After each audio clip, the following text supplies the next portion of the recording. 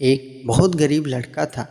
वह हर रोज जैसे तैसे करके इधर उधर से खाने का जुगाड़ कर लेता था, लेकिन हर दिन कोई न कोई उसका खाना चुरा लेता था। एक दिन उसे पता चला कि उसका खाना चूहा चुरा लेता है, तो उसने चूहे को पकड़ लिया और उससे पूछा, तुम जानते हो मैं बहुत गरीब हूँ, फिर भी तुम हमेशा हमारा खाना चुराते हो।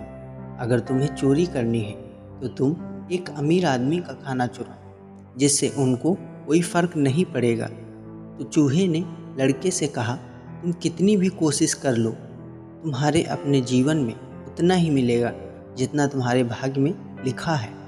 तुम जितना भी खाना जुगाड़ करके लाओ, तुमको वही मिलेगा जो तुम्हारे भाग्य में लिखा है। यह सुनकर लड़का बहुत हैरान हुआ। उसने कहा, यह कैसे संभव है? फिर चूहे ने लड़के से कहा, जब तुम जानना चाहते हो तुम्हारे भाग्य में क्या है, तो तुम गौतम बुद्ध के पास जाओ। वो तुमको बता सकते हैं कि तुम्हारे भाग्य में क्या लिखा है। लड़का गौतम बुद्ध से मिलने के लिए घर से निकलता है। जाते जाते बहुत रात हो गई और रास्ते में उसे एक हवेली दिखाई दी। तो उसने हवेली के लोगों से एक रात रुकने के लिए अनुमति मांगी। हवेली के लोगों ने उनसे पूछा, तुम इतनी रात को कहाँ जा रहे हो?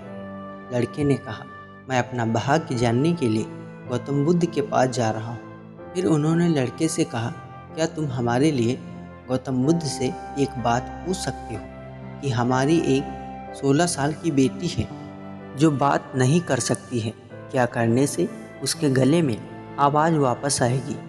लड़के ने कहा, मैं आपका प्रश्न जरूर पूछूंगा। फिर सुबह होने पर वह उन्हें धन्यवाद दिया और आगे निकल गया। आगे रास्ते में बर्फ़ का पहाड़ मिला। जब वह बड़ी मुश्किल से पहाड़ पर चढ़ गया तो वहाँ उसकी मुलाकात एक जादूगर से हुई। जादूगर ने लड़के से पूछा कि तुम कहाँ जा रहे हो? उसने कहा, मैं अपना भाग्य जानने के लिए गौतम बुद्ध के पास जा रहा हूँ। तब जादूगर ने कहा, क्या तुम मेरा उनसे एक प्रश्न पूछ सकते हो? मैं स्वर्ग जाने के लिए सैकड़ों वर्षों से तपस्या कर रहा हूँ, लेकिन नहीं जा पाया, तो मुझे क्या करना होगा कि मैं स्वर्ग जा सकूँ? लड़के ने कहा, मैं आपका प्रश्न जरूर पूछूंगा। जादूगर के पास एक जादू की छड़ी थी। वह उसकी मदद से लड़के को बर्फ से ढकी पहाड़ के दूसरे छोर पर पहुंचा देता है। उसके बाद उसके सामने एक बड़ी नदी आई, जिसे पार करना उसके लिए नामुमकिन था। तभी उसकी मुलाकात एक विशाल कछुए से हुई। कछुआ भी उसे नदी पार कराने के लिए राजी हो गया। रास्ते में कछुए ने पूछा कि तुम कहाँ जा रहे हो? लड़के ने कहा, मैं अपना भाग्य जानने के लिए गौतम बुद्ध के पास जा रहा हूँ। कछुए ने उससे पूछा, क्या तुम मेरी ओर से गौतम बुद्ध से एक प्रश्न पूछ सकते हो?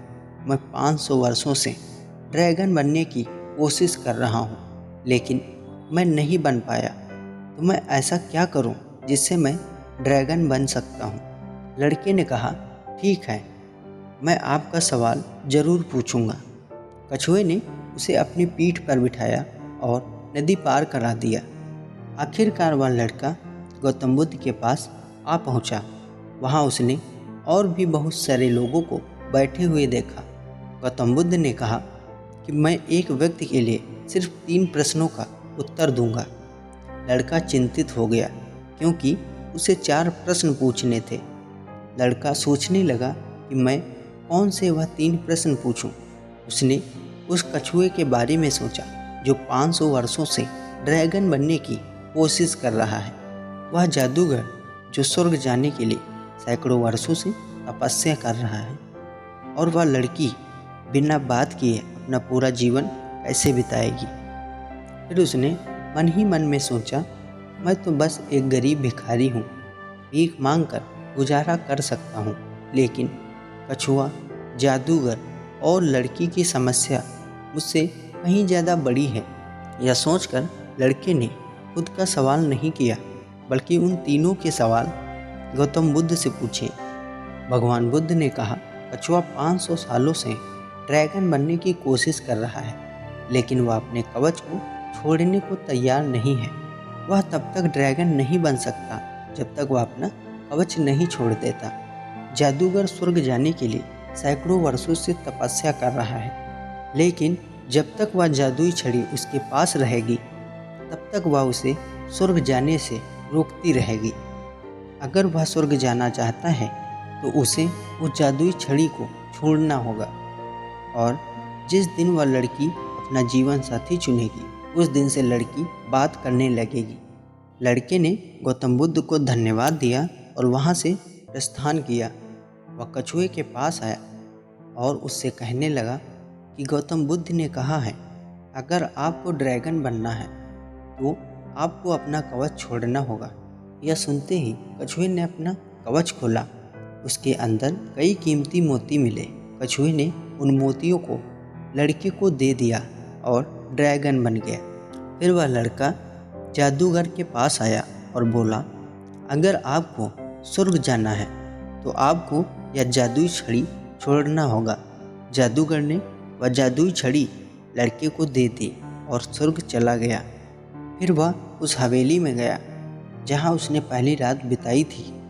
वहाँ जाकर बताया कि आपकी लड़की तब तक नहीं बोल सकती जब तक उसकी शादी नहीं होगी, अर्थात जिस दिन वह अपने वर को चुनेगी उस दिन से लड़की बोलना शुरू कर देगी।